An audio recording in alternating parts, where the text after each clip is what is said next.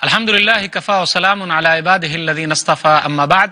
محترم ناظرین، پروگرام فضائل رمضان کی اس نشست میں آپ حضرات کا استقبال ہے۔ السلام علیکم ورحمۃ اللہ وبرکاتہ۔ آج کی نشست کا موضوع ہے ماہ رمضان اور خواتین۔ اعوذ باللہ من الشیطان الرجیم، بسم اللہ الرحمن الرحیم۔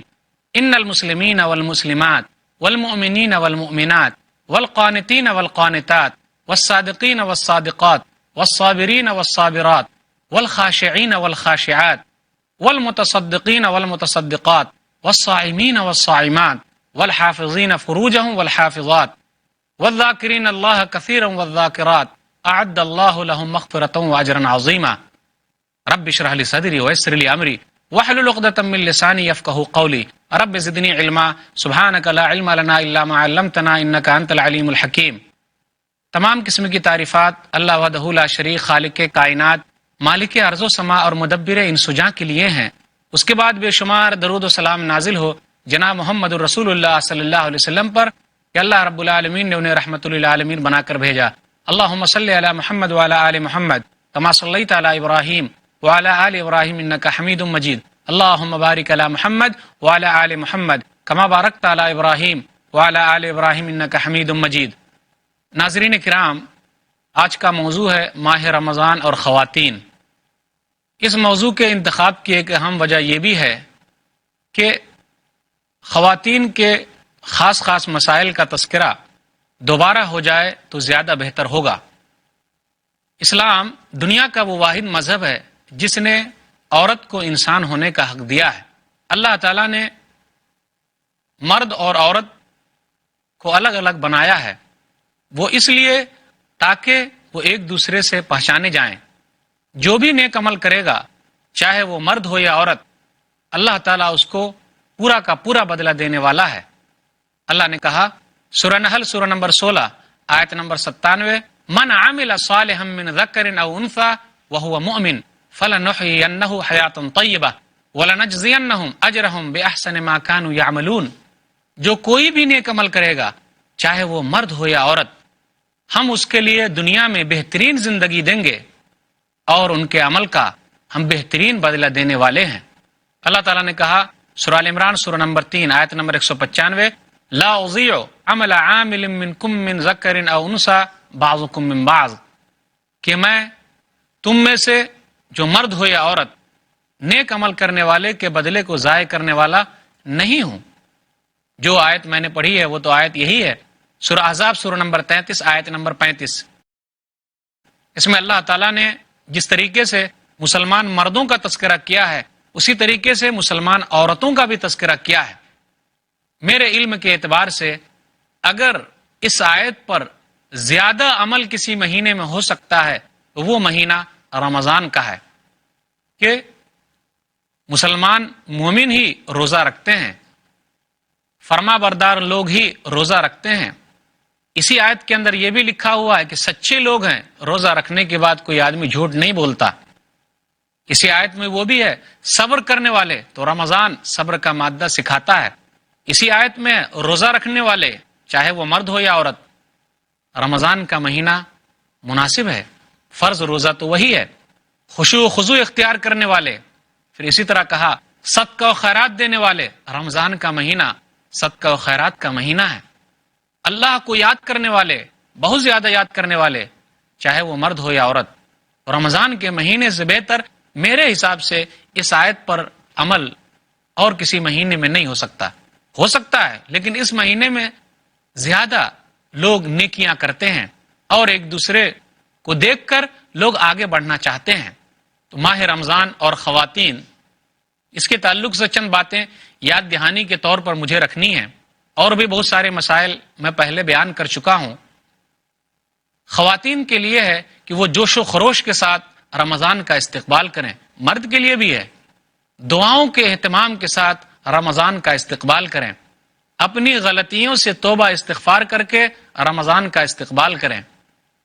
رمضان سے پہلے ہی یا شروع رمضان ہی میں سحری اور افطاری کے خاص چیزوں کا انتظام کر لیا جائے، کپڑے وغیرہ پہلے ہی بنا لیے جائیں، کیونکہ رمضان کا مہینہ عبادتوں کا مہینہ ہے۔ مگر دیکھنے میں یہ آتا ہے کہ اکثر خواتین آخری عشرے میں زیادہ نظر آتی ہیں. وہ اپنے سرپرست کو لے کر کپڑے وغیرہ خریدنے میں بازاروں میں زیادہ نظر آتی ہیں. اگر رمضان سے پہلے یہ تمام کام کر لیے جائیں تو اچھا ہوگا. اور یاد رکھیے رمضان کے مہینے میں آخری عشرہ عبادتوں کے اعتبار سے بہترین عشرہ ہے، بہترین 10 دن ہے. لیکن افسوس کی بات یہ ہے کہ ان 10 دنوں میں ہم لوگ زیادہ گھومتے ہیں، ادھر ادھر جاتے ہیں اور عید کی تیاری میں لگے رہتے ہیں. ایسا بالکل نہیں ہونا چاہیے. یا بالکل ہم ٹھنڈے پڑ جاتے ہیں، ایسا نہیں. نبی صلی اللہ علیہ وسلم آخری 10 دنوں میں زیادہ عبادت کرتے تھے. آپ صلی اللہ علیہ وسلم کی بیویاں بھی زیادہ عبادتیں کرتی تھی. خواتین کے لیے ہے کہ وہ افطاری یا سحری کا جو انتظام کر رہی ہیں وہ یہ سوچے کہ یہ کام ثواب کا کام ہے اور انہیں ثواب ملنے والا ہے. اگر وہ حدیث میں پڑھوں تو یہ ان لوگوں کے لیے بھی بہتر ہے اور اچھا ہو سکتا ہے، اور یہ دلیل ان لوگوں کے لیے بھی ہو سکتی ہے کیونکہ یہ لوگ روزہ داروں کے لیے افطاری کا انتظام کرتی ہیں. سنن ترمذی کتاب الصوم کتاب نمبر 6 حدیث نمبر 807. من فطر صائما کان له مثل اجرہ غیر انہ لا ينقص من اجر الصائم شیئا. جس نے کسی روزے دار کو افطار کرایا تو اسے بھی بدلہ ملے گا، اور جو روزہ افطار کرے گا اسے بھی بدلہ ملے گا. کسی کے بدلے میں کچھ بھی کمی نہیں ہوگی. خواتین کے لیے ہے کہ وہ اپنا وقت زیادہ تر سحری اور افطاری بنانے میں نہ لگائیں. قابل مبارکباد ہیں وہ خواتین جو سحری اور افطاری کا انتظام کرتی ہیں، لیکن ان کے لیے مناسب ہے اور ضروری ہے کہ وہ اپنا کچھ وقت نکال کر ذکر و اذکار تلاوت قرآن میں لگائیں. بہت ساری خواتین تو ایسی ہیں کہ جب حیض کے ایام سے وہ گزرتی ہیں تو وہ اپنے آپ کو یہ سمجھ لیتی ہیں کہ رمضان کے مہینے میں اب کچھ نیکی نہیں ہو سکتی. ایسا بالکل نہیں ہونا چاہیے. اسی طرح جو خواتین نفاس کے دور سے گزرتی ہیں، بچے کی ولادت کے بعد اس مرحلے سے جو رہتی ہیں، تو وہ بھی رمضان کے مہینے میں اور دوسرے طریقے سے عبادات نہیں کر سکتی. تو ان کے لیے ہے نیکیاں تو جمع کرے. اگر وہ نماز نہیں پڑھ سکتی، روزے نہیں رکھ سکتی کیونکہ یہ حکم نہیں ہے، تو وہ کم سے کم صدقہ و خیرات تو کر سکتی ہیں، اللہ کا ذکر کر سکتی ہیں، چھوٹی موٹی دعائیں تو یاد کر سکتی ہیں، اللہ اکبر سبحان اللہ والحمدللہ اس کا ورد تو کر سکتی ہیں، استغفر اللہ لا حول ولا قوت الا باللہ. چھوٹے چھوٹے ذکر و اذکار کرنے میں کوئی حرج کی بات نہیں ہے. اسی طرح سبحان اللہ و بحمدہ سبحان اللہ العظیم، ان اذکار کا ورد کرنا کوئی حرج کی بات نہیں ہے. اسی طرح قرآن کو بغیر دیکھے پڑھنا، اس مرحلے میں کوئی حرج کی بات نہیں ہے. جو حدیث بیان کی جاتی ہے کہ حائضہ عورت قرآن کو نہ پڑھے تو وہ حدیث ضعیف ہے. سنن ترمذی کتاب الطہارہ کتاب نمبر 1 حدیث نمبر 131 لا تقرأ الحائض ولا الجنب شیئا من القرآن، کہ حائضہ عورت اور جنبی قرآن کا کچھ بھی حصہ نہ پڑھے. علامہ البانی رحمہ اللہ نے اس حدیث کے بارے میں کہا منکر، یہ حدیث صحیح نہیں ہے، منکر ہے. ہاں قرآن کو بغیر چھوئے ہوئے وہ پڑھ سکتی ہے. علماء کا راج قول یہی ہے. بہت ساری عورتیں یہ سمجھتی ہیں کہ حیض آنے کی وجہ سے رمضان کے مہینے میں نیکیاں جمع کرنے کا جو موقع تھا وہ ختم ہو گیا، چلا گیا. بالکل نہیں. اگر اللہ تعالیٰ نے یہ چیز جو رکھی ہے اس کے اندر بھی اللہ کی بڑی حکمت ہے اور اللہ تعالیٰ اس کو بہتر جانتا ہے. نبی صلی اللہ علیہ وسلم نے ایک حدیث میں ارشاد فرمایا، صحیح بخاری کتاب الحیض کتاب نمبر 6 حدیث نمبر 305 فَإِنَّ ذَلِكَ شَيْءٌ كَتَبَهُ اللَّهُ عَلَى بَنَاتِ آدم، کہ یہ چیز ایسی ہے کہ اللہ تعالیٰ نے آدم کی بیٹیوں پر لکھ دیا ہے. تو خواتین کو چاہیے کہ وہ اللہ تعالیٰ کی تقدیر پر راضی رہیں. اللہ تعالیٰ ایسے موقع پر بھی ان کو ثواب دینے والا ہے. ایک حدیث آپ کو سناؤں تو شاید کہ تعجب ہوگا، تو تعجب کرنے کی بات نہیں ہے کیونکہ اللہ کی تقدیر پر راضی رہنا یہ سب سے اہم چیز ہے. نبی صلی اللہ علیہ وسلم نے ارشاد فرمایا، صحیح بخاری کتاب الجہاد والسیر کتاب نمبر 56 حدیث نمبر 2890 ذهب المفترون اليوم بالاجر، کہ آج افطار کرنے والے بدلے کے اعتبار سے آگے نکل گئے. عورتوں نے جو افطار کیا یعنی روزہ جو وہ نہیں رکھ رہی ہے، وہ اللہ کے ایک چیز فرض ہونے کی وجہ سے نہیں رکھ رہی ہے، حیض کی وجہ سے نہیں رکھ رہی ہے، نفاس کی وجہ سے نہیں رکھ رہی ہے. تو اللہ تعالیٰ اس موقع پر بھی ان کو بدلہ دیتا ہے۔ بہت ساری خواتین ایسی بھی ہیں جو اس مرحلے میں بھی روزہ رکھتی ہیں، اور بہت ساری خواتین ایسی بھی ہیں کہ جب وہ روزہ بعد میں پورا کرے گی تو نماز بھی پڑھ لیتی ہے، جبکہ ان درمیان میں چھوٹی ہوئی نماز نہیں پڑھی جا سکتی۔ ایسا ہی ایک واقعہ آیا مائی عائشہ رضی اللہ تعالی عنہ کے پاس۔ ایک عورت ہے معاذہ، انہوں نے پوچھا مائی عائشہ رضی اللہ تعالی عنہ سے، تو انہوں نے کیا جواب دیا؟ صحیح مسلم کتاب الحیض کتاب نمبر 3 حدیث نمبر 335، ما بال الحائض تقضی الصوم ولا تقضی الصلاۃ، کیا کہنا کہ حائضہ عورت روزے پورا کرتی ہے اور نماز پورا نہیں کرتی؟ تو مائی عائشہ رضی اللہ تعالیٰ عنہ نے کہا کیا تو حروریہ ہے؟ تو معاذہ نے کہا کہ نہیں، میں حروریہ نہیں ہوں، میں انکار کرنے والی نہیں ہوں، لیکن میں یہ سوال پوچھنا چاہتی ہوں۔ مائی عائشہ رضی اللہ تعالیٰ عنہ نے کہا کانا یصیبنا ذالک فنؤمر بقضاء الصوم ولا نؤمر بقضاء الصلاۃ، کہ ہم لوگ رسول اللہ صلی اللہ علیہ وسلم کے دور میں اس مرحلے سے گزرتے تو ہم کو حکم دیا جاتا کہ صرف روزے پورے کیے جائیں، نماز پوری نہ کی جائے۔ بہت ساری خواتین ایسی ہیں جو بعد میں روزہ رکھتی ہیں، اس کے ساتھ ساتھ نماز بھی پوری کر لیتی ہیں۔ ایسا نہیں ہونا چاہیے، بلکہ انہیں صرف چھوٹے ہوئے ایام کے روزے ہی بعد میں پورا کرنا ہے۔ محترم ناظرین، موضوع ماہ رمضان اور خواتین، اس پر گفتگو کا سلسلہ چلتا رہے گا، انشاءاللہ پھر ملیں گے چھوٹے سے وقفے کے بعد۔ محترم ناظرین، السلام علیکم ورحمۃ اللہ وبرکاتہ۔ دوبارہ آپ کا استقبال ہے پروگرام فضائل رمضان میں۔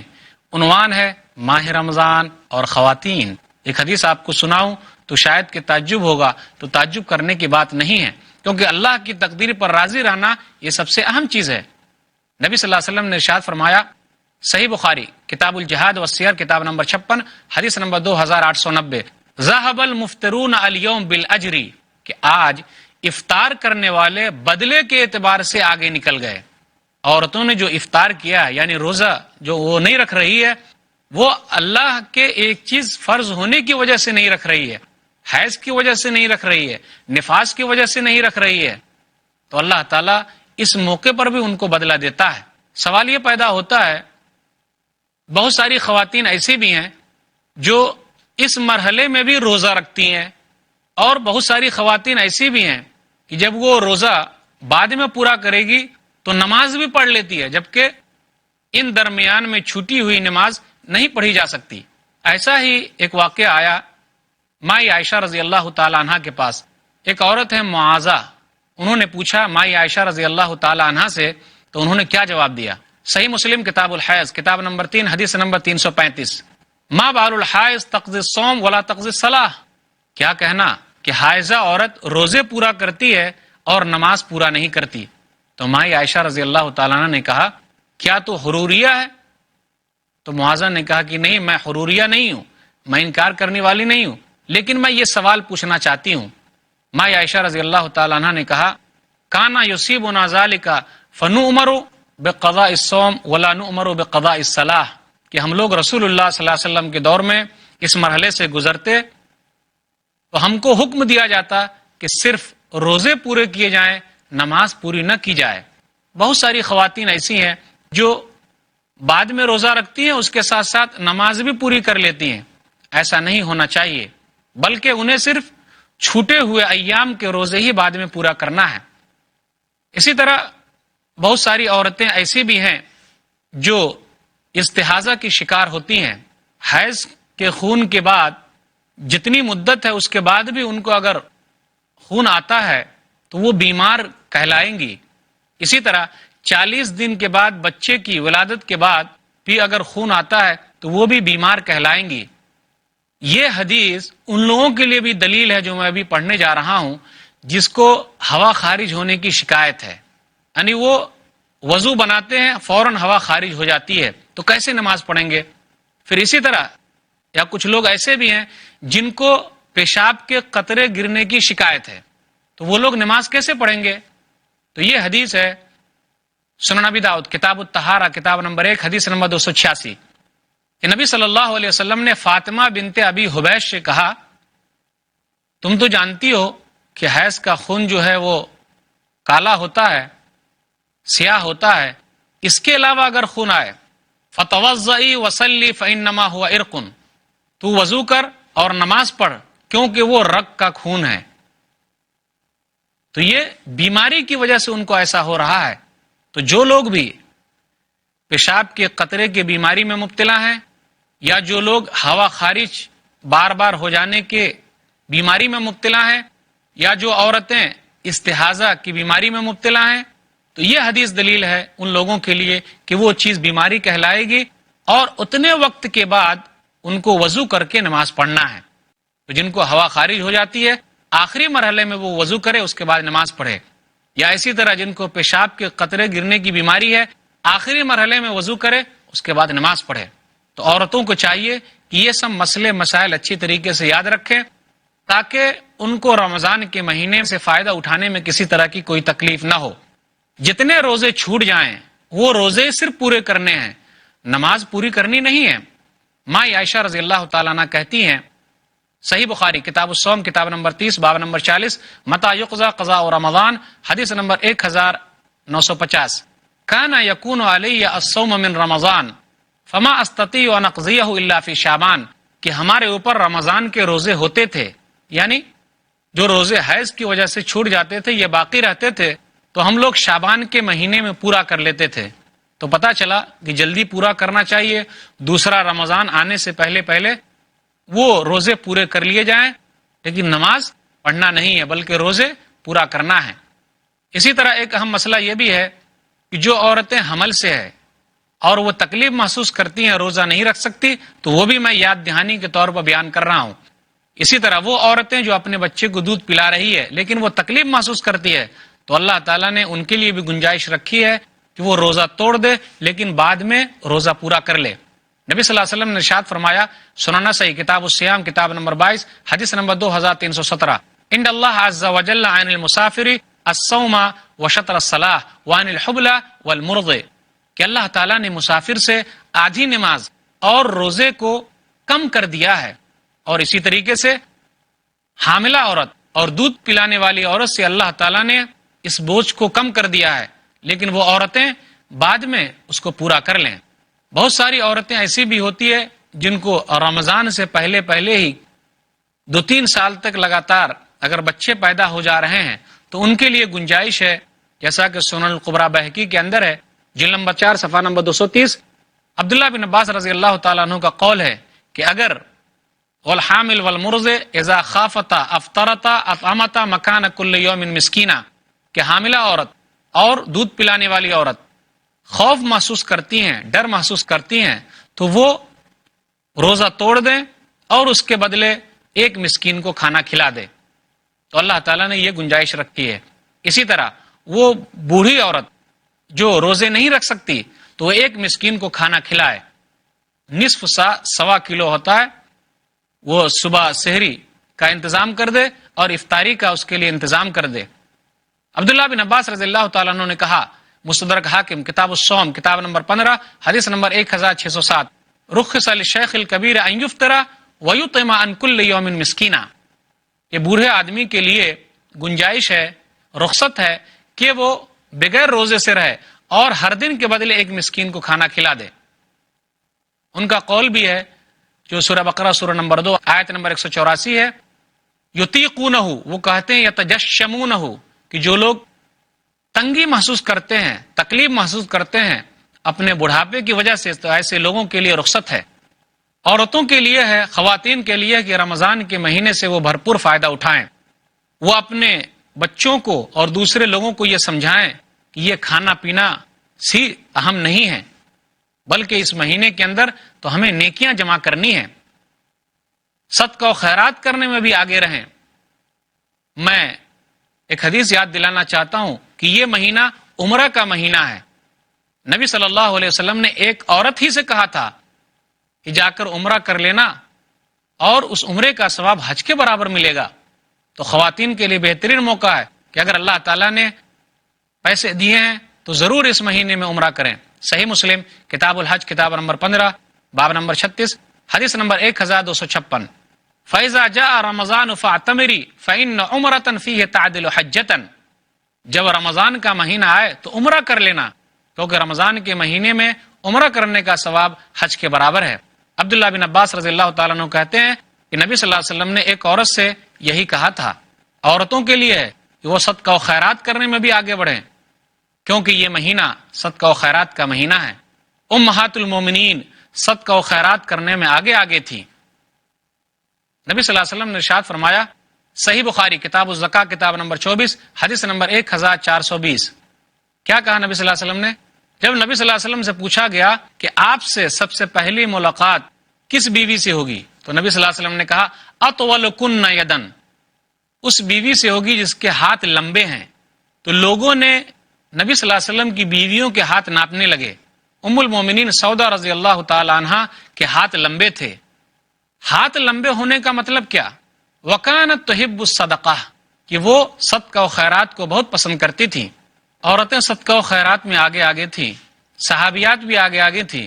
عبداللہ بن عباس رضی اللہ تعالیٰ عنہ نے کہا، صحیح بخاری کتاب الزکاة کتاب نمبر 24 حدیث نمبر 1431، کہ نبی صلی اللہ علیہ وسلم عید کے دن نکلے، آپ نے نماز پڑھائی، اس کے بعد آپ عورتوں کے پاس گئے، بلال رضی اللہ تعالیٰ عنہ آپ کے ساتھ ہیں، آپ نے نصیحت کی اور آپ نے صدقہ و خیرات پر ابھارا، تو وہ عورتیں اپنے کنگن اور کان کی بالیاں تک نکال کر آپ کو دینے لگی، تو عورتیں بھی صدقہ و خیرات میں آگے تھیں۔ اسی طرح اگر تراویح کا انتظام کیا گیا ہے تو عورتوں کو چاہیے کہ اس میں بھی جائے۔ نبی صلی اللہ علیہ وسلم اپنی بیویوں کو جمع کیا اور ایک ساتھ آپ نے تراویح پڑھائی۔ سنن ابی داؤد کتاب شہر رمضان کتاب نمبر 6 حدیث نمبر 1375، جمع اہلہ ونساءہ والناس فقام بنا حتی خشینا ان یفوتنا الفلاح، کہ ابو ذر نے کہا کہ رسول اللہ صلی اللہ علیہ وسلم نے اپنے گھر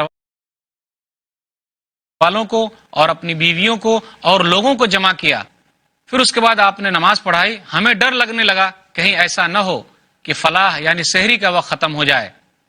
اگر عورتوں کے لیے مسجد میں اعتکاف کا انتظام ہے تو وہاں بھی وہ جائے، اعتکاف کرے۔ نبی صلی اللہ علیہ وسلم کی بیویوں نے اعتکاف کیا ہے۔ صحیح بخاری کتاب الاعتکاف کتاب نمبر 33 حدیث نمبر 2026۔ اسی طرح عورتوں کو چاہیے کہ ان کو عیدگاہ لے جایا جائے تاکہ وہ مسلمانوں کی دعاؤں میں شریک رہیں، وہ عورتیں بھی جو عورت حیض سے ہیں۔ صحیح بخاری کتاب العیدین کتاب نمبر 13 حدیث نمبر 980۔ اسی طرح عورتوں کو چاہیے کہ وہ اپنی طرف سے صدقہ فطر بھی ادا کرے۔ صحیح بخاری کتاب الزکاة کتاب نمبر 24 حدیث نمبر 1503۔ تو یہ چند مسائل تھے اور مسائل کا تذکرہ پہلے ہو چکا ہے، تو یہ چند باتیں تھی۔ اللہ تعالیٰ سے دعا ہے کہ اللہ تعالیٰ ان باتوں پر خواتین کو عمل کرنے کی توفیق دے۔ آمین وآخر دعوانا الحمدللہ رب العالمین وصلی اللہ علی نبینا محمد وآلہ وصحبہ اجمعین۔ والسلام علیکم ورحمۃ اللہ وبرکاتہ۔